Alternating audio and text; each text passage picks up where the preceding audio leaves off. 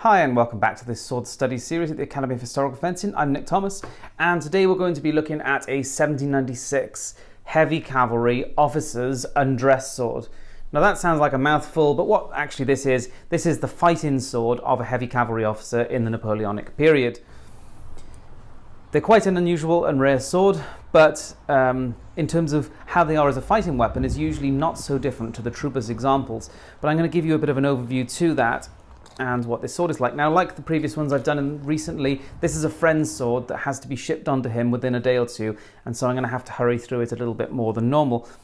But anyway, let's have a look at it. So the 1796 heavy cavalry undress or fighting sword is functionally the same sword as the troopers had. It's by regulation 35-inch straight single-edged blade with a hatchet tip.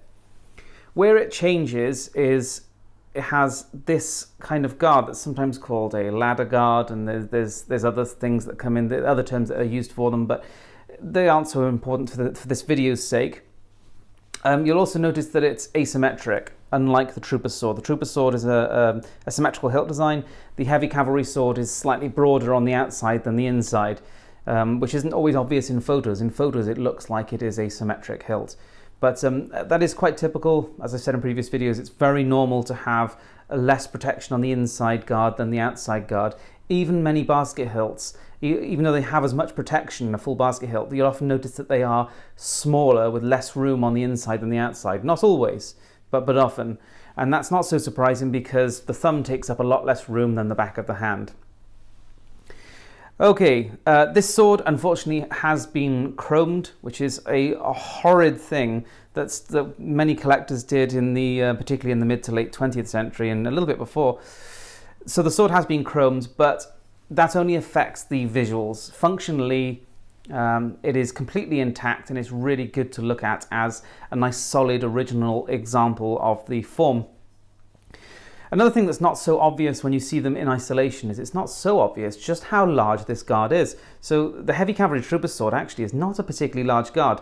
Now, it has a good amount of protection, but I just mean in its overall size of the guard, the length of the grip and just the bulk of it is significantly larger. So if I push my hand all the way to the top of the guard like this, you'll see just how much room that we've got in it. Or if I pull all the way down to here, it's a big, big grip and a big, big guard. Nothing quite as massive as, say, a 1908, which is absolutely gigantic, and I will also show on this channel at some point, but it is a big, big hilt. Right, let's have a look at some specifications. The sword weighs 1,030 grams. Now, from memory, that is identical to the original Troopers example that I have, that I personally own, and I will show quite soon. So, this sword, it does weigh and feel like a typical Troopers example. Now, it's worth noting at this particular point that officers' swords, they vary immensely. And even though, curiously, the Troopers one I showed recently was unusually light, as a general rule, trooper swords are found in a typical range of weights and general handling characteristics. They don't tend to deviate a huge amount, even though there are some exceptions to the rule. Whereas officers' swords deviate immensely, and that is because trooper swords are made in mass for government contracts, so they're made to be the same, at least theoretically the same, because different manufacturers might make them subtly different, but in theory they're the same. Officers' swords, although they usually do follow a pattern, the officer goes and purchases them privately, and they don't have to so rigidly stick to that pattern. And so what you can end up with is quite a wide variety of specifications. So, okay, this one's just over 1 kilo, which is very typical of a heavy cavalry sword, a troop as an example. But I know of others that are down as low as 800 grams. And others that are up to 1,100 and 1,200. So there is huge scope. So you can't necessarily say that an officer's sword is the same or lighter or heavier. They are, I would say, on average lighter than trooper swords, but more so they tend to handle slightly nicer. Okay. And the balance. Balance is 12 centimeters. So despite the fact that this is the same weight as my trooper's example, the balance is a few centimeters closer to the hand. And this goes to show what I was saying, is that officers' swords, although they're not always necessarily lighter, though they can be, they tend to handle just that bit nicer. Now, when I say nicer, handling nicer usually means it moves quicker. But let's not forget, of course, that will tend to mean that it also can hit a bit lighter in the tip as well, as a rule. Clearly, this sword, a lot of the weight has been added in by that large guard. Now, the blade is 34-inch, so it's a little bit below regulation, which is 86.5 centimeters.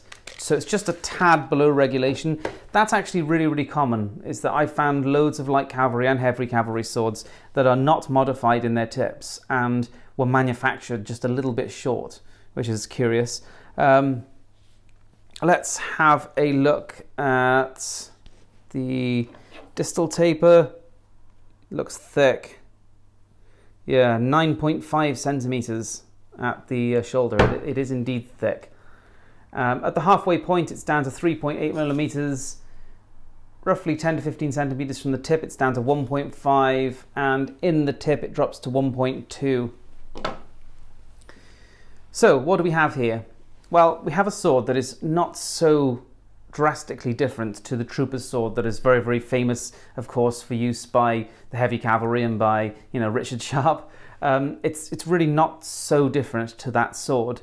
I mean, the blade is roughly the same size, the tip is the same, the guard is bigger and more elaborate, but ultimately does much the same job, and the grip and back strap are much the same too. So what you have here is a heavy cavalry trooper's sword that is just a little bit more nimble than most troopers' examples and a bit prettier to look at.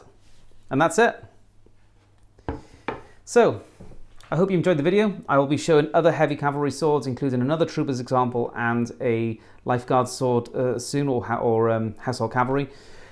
Thanks for watching. Please do subscribe if you haven't already.